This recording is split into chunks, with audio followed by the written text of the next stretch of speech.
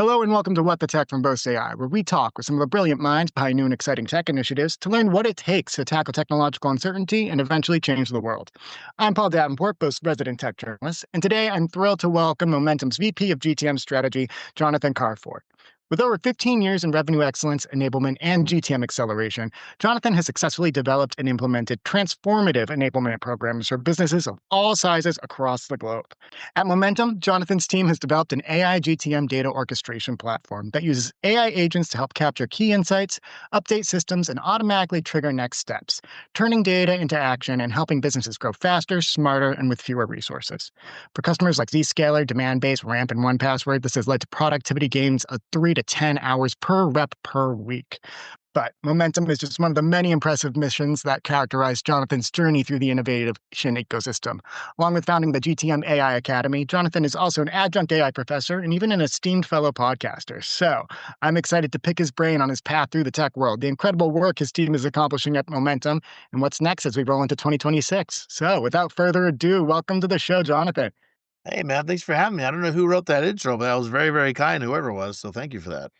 I always love buttering our guests up before they hop on the show, but Jonathan, I'm very happy to have you. So I kicked it off with Momentum. Your team works with ours. We're big fans of what you do. I'm Yeah, specifically the go-to-market function over here at Boast, so I love really it. want to hear about the innovation that you're driving. But to kick things off, tell us about Jonathan. I alluded to it, but you wear many hats. It's not just your VP role at Momentum. You are really a mover and shaker in the AI space. Tell us a little bit about how you got into this.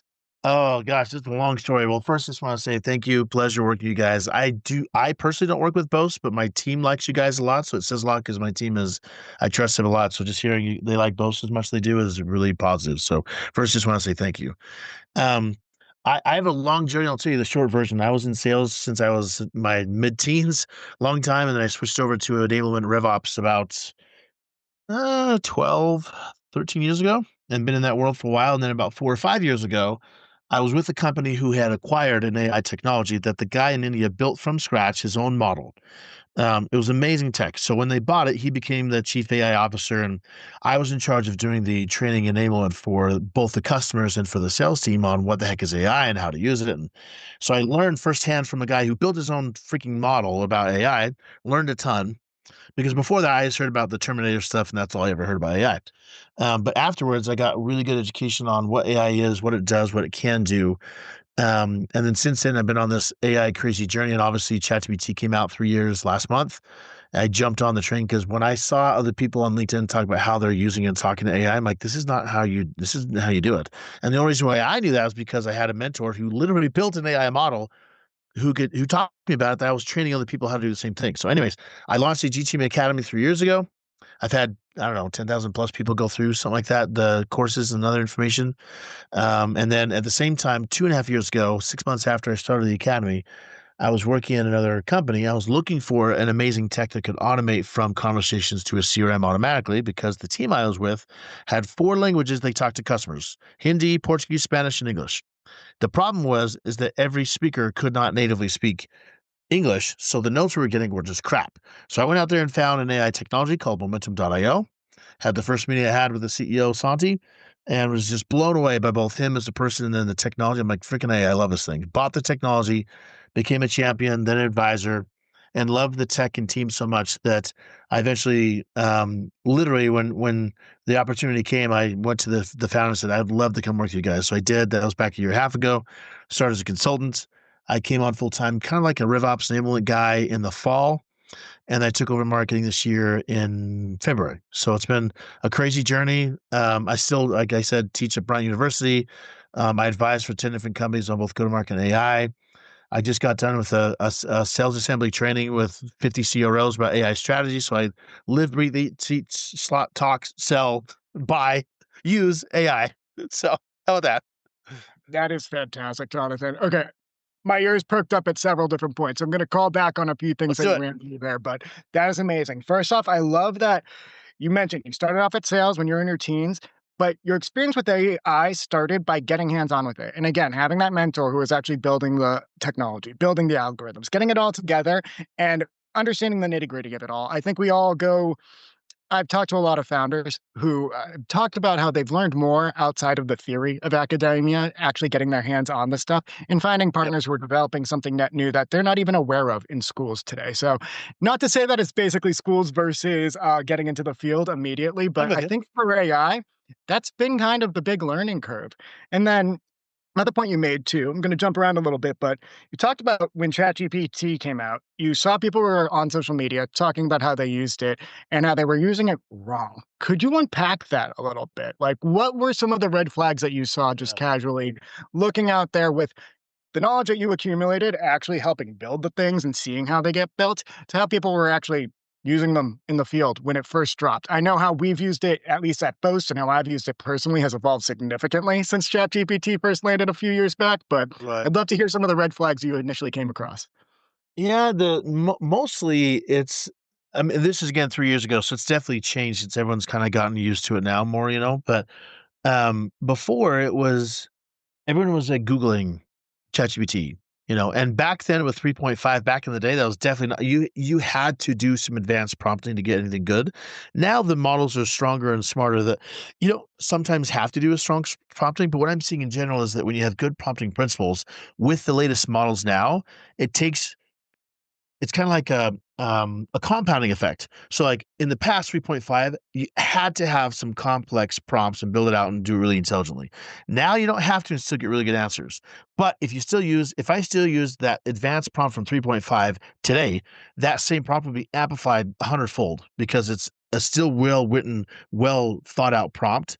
It's just the models now are smart about accomplishing what I'm trying to do, and so therefore the prompt, because it's written well, matched with the really good AI power, is way better than would have been 3.5. Does that make sense? Both because of the logic and the prompt. So that's what I saw in general. It's just they're just Googling and doing one sentence things. And I think it's been training people of how to think more context information based, which they still are not very good at. Like I still teach people prompting all the time. And it's just amazing how many people just don't give enough information because they assume that the AI knows things that it doesn't know. And I'm maybe a little bit anal, but there's all sorts of information that the AI knows generally speaking about. I don't want it to guess what I'm saying. I want it to know what I'm saying. So a lot of times, a lot of the prompting critiques that I have then and now is all about saying, does the AI know exactly what you're talking about? Because if it doesn't, you need to define it. Otherwise, it's just guessing. And it does a really good job guessing, but otherwise, it's going to make some terrible mistakes. Absolutely. You just validated a lot of assumptions I had and a lot of just what I've seen anecdotally. Yep. So I'm a journalist. That's what I went to school for. Obviously, things changed since I graduated, went into the marketing space. I'm on the GTM side. I've been reporting to CROs primarily actually throughout my career. Right. So it's not necessarily the traditional path, but when ChatGPT came out and just generative AI, all the writers in the world were shaking in their boots. We just assumed, okay, well, we're going out the window. Couldn't emphasize more how the reality of it has not been that at all. Sure, Right. I can do more with less, but to your point, it's about the context. It's about being sure that you're giving them enough to actually be efficient and to actually know what you're doing. You can't just assume that AI knows best. I'm trying not to show all my cards here, but there's a specific platform that I use, It's and all I'm right. not asking them to create all of the content for me, but I'm writing the content, I'm taking the first pass. It's become my editor. It's become kind of that gut check to make sure that, like, okay, like, Yeah. aside from flagging for incorrections based off of the kind of Bible that I've given the AI to understand, like, this is the source of truth that you got to pull from when we're talking about these specific programs, it's a very good kind of filter to put my things through to make sure that it's actually at the tippity top when I have fewer resources and I have fewer teammates, for instance, necessarily to lean on for that kind of support. So, Right. Right. going to use that to kind of volley into learning a bit more about momentum. You had also mentioned that language challenge. Now, Boast, we just serve North America, but I don't speak French, and Quebec is a major market for us. Fairly certain folks on our team actually use momentum, and we use various services to make sure that we're communicating effectively to that region. But digging into momentum, you talked about the genesis, you talked about what kind of attracted you to the product and the services and how you joined the team originally, but let's dig in a little bit more about kind of the actual solutions that you deliver and the kinds of problems you solve and companies that you work with. Yeah, this is a really good question. Where do you want me to start? Because I could go a lot of different places. Try to make this succinct and hopefully important and Yeah, powerful. Let's dive into basically who is your ideal user? Who is using Momentum every day? Is it a wide swath? Is it that sales guy who really needs to get to the heart of the matter and try to win over a lead? Or is it something a little more nuanced to that? Let me begin by saying the differences between SaaS tech classically and then AI tech. So, in the past, for SaaS to be able to show its benefits, it required humans to log into some sort of platform and then be inside the technology to then therefore show adoption. The problem is that then you had 15 different technologies all asking everyone to be inside the technology to work, and it's a pain in the butt because I'm the one who had to train everyone how to use all the 15 tech. It's not fun. So that's the old world. The new world is when AI tech is asking the question, we don't want people coming to us. We want to go to them. We want to go to the workflow. So that, and that momentum is like the epitome of that, to where the people who benefit the most are the sales reps. They never touch it. So it's like, the question is, are they using it versus are they benefiting it? That's not the same question. The benefits are definitely for the entire team, but the main users are usually like the VP of RevOps or a CRO or other people who are receiving the data or who want to use the deep research product or something. Because the sales reps love the freaking tool, but they never touch it because it's doing all the work for them. Sorry, but I just went to a fugue state taking notes there, but that makes sense. Okay. And also, to be honest, that's a lot of kind of a shared ethos with what we have here at Boast. Everyone expects Yeah. that we're going to put a shiny platform in front of you. I'm like, that's actually not the point. We're not trying to give teams a DIY solution to get the job done. We have the automation to help our team actually get it done without them having to go into the platform. So that's kind of the beauty of it all. It's not that we're giving you another tool to get your hands dirty in and that you have to be trained on and that you really have to just take with Yeah. you to all your calls or to any kind of documentation.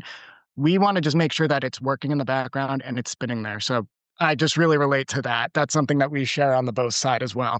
You kind of mentioned this before, so I'm going to hop around for a second. But like, I don't think people realize how important conversational data is because we're not used to having it. So like, when you think about all the conversations any team has, doesn't matter if you have 5 people talking to customers and prospects or if you have 1,000, it doesn't matter. There's so much data coming in through to you that is unique to those conversations. And I believe those conversations, the conversational data is a moatable type data, because the only person, like for you, Paul, go talk to somebody about Boast and the problems they have and the things they're experiencing and all this stuff. You get all this information that can and should be used, that no one else can replicate that specific conversation. When you take that and times it by 10 or 1,000, you have this massive data set that you have some really, really good power that would match or beat any Gartner, Forrester data set out there. The problem is no one can access it and they can't do anything with it. It sits in some Fathom, Gong, Chorus, whatever library, and it just sits there, so you can't do anything with it. So that's what we do, is we literally take the data coming from conversations, emails, tickets, calls, whatever, and we slice and dice it, extract it, clean it, validate it, and then put it into the CRM so you can trust the data going in there. And AI thrives on clean data. So as soon as it's inside of it and it's structured and extracted, you have all these possibilities of automations and orchestrations you can do because you have the data. Otherwise, the problem is people are wanting to automate the CRM or other actions of the CRM, but they can't because the data doesn't exist. So momentum becomes a lot of times the infrastructure piece, so that it becomes the first layer of AI automations that dumps in data from conversations. And from there, you can use like so much different technologies, from Zapier to Make to NAN to Agent Force to all sorts of stuff, both advanced and new, all based on you have the data, which is already structured, clean, and validated. So that's the thing I think people don't understand, and our customers who are geeking out are the ones who see the power of it, because now they have the ability to do so many cool things, like with Ramp and Owner and 1Password and all these other companies. All the things you're doing, which is awesome with AI, all is founded on the conversational data they have that's been extracted, validated, and torn apart by momentum, which is crazy. You just made that peanut butter and jelly for me. I can fully understand what you're talking about when you say the infrastructure layer too, because of Yeah. that explanation that you just gave. So basically, you need that clean data to power all the great flashy AI tools in the world that Right. that everyone's talking about, which are useless if they don't have that cleansed data, if they don't have that structured data, if they're given just the wrong information. And to your point, conversational data, it's something we're not used to, but it's a gold mine. It's something that if it's cleansed, if it's accurate, and we're making sure It's that you take awesome. out any of those, there's so much It's you can do awesome. with that. Like, I Yeah. mean, again, bringing it back to Boast, what we do, like, we do have more just like, we'll ingest all your data, and it's less that conversational data historically, but increasingly Mhm. with higher audit standards and just basically people wanting to capitalize on more abstract kind of R&D. It's the conversations we're having with those teams and recording those conversations and capturing that verbal whiteboarding that happens when you're actually doing that R&D and product development work. that is moving the needle and that we're actually able to apply to those claims. So we're kind of proof in the pudding there. If we have clean data, our platform's able to work better. Momentum helps get that clean conversational data for our platform and for others. So just make sure that no opportunity is left off the table if something comes up organically in conversation that can't be actioned on. So again, might be a bit of Yeah. a stretch, but I would want to call that out because it's so true. Yeah. No, Conversational data is so untapped. Yeah. well, I mean, you think about the data you guys are providing, right? I don't think people understand how much information, like, for example, what is your, I'm going to ask a question for you really fast. I'm going to, so I can answer a question or to say a thought. What is the bread and butter data that Boast gives or gets or receives or whatever? What's your bread and butter? Yeah. I mean, historically, it's time tracking data, but it's R&D. Yeah, R&D. So like when you think about the different possibilities of data combinations, I think the new world is um where you can combine all these different data sets. So if you have like a Clay or a Apollo or whatever the case is, you have this third party data. Then you have this really cool R&D data. Then you have conversational data, and then you have like CRM data, like how big a deal is and whatever the thing is. You start having this ability to have this holistic view of data that we've never been able to do before, which opens up all sorts of possibilities from an aggregate data point of view. Because you can say, okay, I can see this R&D data. When I match that with finance, when I match that with sales data, when I match that with conversational data, match that with CRM data, you have this complete view that changes how you think about and make decisions on literally everything. Because before you were just flying blind. You're like, well, I think this is good, but it's the one thing I learned from MBA is use data to make decisions over and over and over again. Um, and I just don't think people understand like how powerful that is because we've never had it before. It's not their fault. We've never had this data. So it's No, like no. now that we're having this world, it's like I feel that's one of my reasons why I'm doing webinars and stuff like this, or not webinars, sorry, podcasts, is because I feel like it's up to me to say, this is what you have when you have amazing data. Like experience amazingness with us. So yeah. That's incredible. And that's like the privilege of the moment and the opportunity of the moment is that we now have Exactly. access to this data, but it's a challenge too. And you're helping make sure that people can capitalize on that challenge, which is, again, music to my ears. And having Yep. that holistic view of the data and just, it's a whole new gold mine that we can dig into. It's just a whole new avenue Yep. for information that you can actually take action on. That's music to my ears. Right. All right. Jonathan, now what's up for the team going into the new year? I know we're recording this now in early December. This will probably be dropping early January. So you might be our New Year's baby of an episode, but I'd love to know Here's baby. where is momentum going? What's even on your calendar? I know that you've got quite the road show behind you. What's ahead? Oh man, that's a good question. So, um, for me personally, I'm going to be launching a course in the academy that's completely and totally top of AI. Like I'll probably have an intro video saying, here's the course, here's whatever's going on, but everything else, like the courses, the quizzes, the content, everything will be done by AI. And I don't know if it's going to work, but we're going to try it and see how it works. So I like to play like I told people like just come in. This is going to be free. Tell me if it sucks. Like let's just see how it works. If you like it, great. I won't know unless I try it. So I need some guinea pigs, and of course I'm not charging for it just to get some good feedback. And I'm excited to see what results people get. So that's one thing I'm excited about. Two, Momentum just released a book. We just did it 2 weeks ago, so that's going really well. We'll probably do some book tours, which has been fun. And then for the product, we just released the deep research product, which we're doubling down into. So we're doing a lot more aggregate analysis, and I'll give you an example of what is some really cool stuff happening. Um, Yeah. when you think about like one things we do is called signals, which is nothing new to anyone listening to this. Um, for us, it's about the signals coming from first party conversational data. And what's interesting is we're starting to find patterns inside of the signal data to augment or even possibly replace a classic pipeline review. So like most pipeline reviews have to do with like exit criteria and who's doing what and what stage and all this kind of stuff. I see a world where an AI that has access to all the conversations and has signals into the market. So they can see like, okay, we have information from G2, they're looking at G2 data, and then we have our own conversational data. All these data start working together. Mhm. That pipeline reviews become a review of data and signals versus just the opinions of the salespeople. Not that that's bad, because it's a relevant and important data point, but it's not the complete picture. So I see the new world going into it. Next year is when we're able to then really have a pipeline review meeting that is looking at the entire data set, not just the opinion of a salesperson. That makes sense. And That so makes I'm perfect sense. excited. I'm excited about our part of that, which is going to be what are the signals and the collection of signals from a um, uh, first party conversational data. Like an example of that would be If a new competitor comes on the market, as an example, and I have the system to not only say, hey, they're popping up, here's the battle card, but I also have a system to say, this competitor has popped up in this industry, in this size of deal, by this persona, this many times in the last week. And then how does that change week over week? So it's more that aggregate view versus call by call analysis.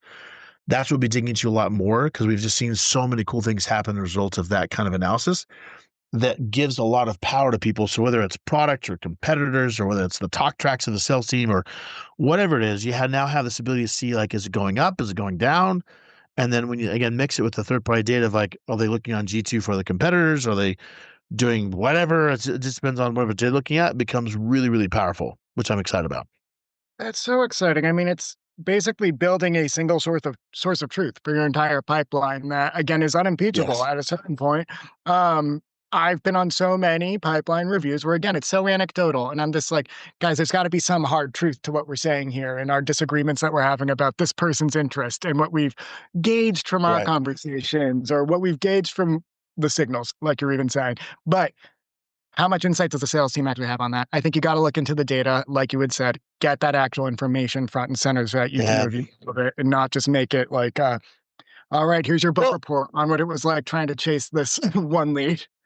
Well, it's tough because, like, I mean, how would any of this feel that every week you have to go into a meeting, we have to justify your existence, and then not be subjective with the information? Because if it's bad information, you'll get fired. Like, how many of us would actually do that? No one. But we ask the sales team to do that all the time. So it's like, and not that I never want to throw salespeople under the bus, because they have a hard. I used to be in sales. It's a hard job, but at the same time, we have to realize the fact of the matter is they are extremely subjective in what they're going through, which is not, again, a bad data point. It's very valid and very important. The problem is, if you get like you've seen this before, you have a sales rep who's either way too critical or way too positive, like, oh yeah, I'm going to close 20 deals out of 30. Like, I don't think you're going to close 5 of these, bro. What are you talking about? Like, that objectivity is one of the biggest things CROs come to us for, is figuring out, all they hear is this subjective, we're going to win, but yet we always keep losing. Where the heck is the disconnect? That's where I think the power comes from, because then the subjectivity adds to that light versus being the only thing you can have to rely on. It's more of a help me help you scenario too. It's just when you have Yeah, that sort of truth and you can really see the actual state of the state in terms of this relationship that you're building, and flavor that with the subjective stuff and the anecdotal stuff. Like, that exactly. actually helps any sales individual who may be listening being like, this is going to make my job harder because I can't hide behind my personal relationship with this lead. No, we're actually empowering you to meet them where they're at better, because we know where they're at and we know where they're going based on these Yeah, signals. So I'm with you, Jonathan. That is exciting stuff. And again, that new class on all AI, I really want an update on how that goes once that for is sure. wrapped, once that's kicked off. So I will stay in touch with We'll you on see. that one. I So, got to figure out, like, how I'm going to measure it, but yeah, it'll be fun. It'll be a fun experiment. So no, I mean, that's blazing a new trail. I'm sure others have tried it and not been honest about it, but like, yeah, this is fantastic and cool. So I'm curious. But yeah, exciting stuff for you personally, exciting stuff for Momentum. Again, we love that we can partner with you. Love having somebody with this much appreciate it. energy on the mic with me. Again, to just kind of talk shop, Yeah, especially cold winter day over here. I'm sure it's pretty similar out there in it's cold Utah. here too. I So got my heater and my blanket on, so I'm with you. same. I was very worried I was going to have a runny nose or be congested for this call, but Yeah. feels like we pulled it off. Can't thank you enough.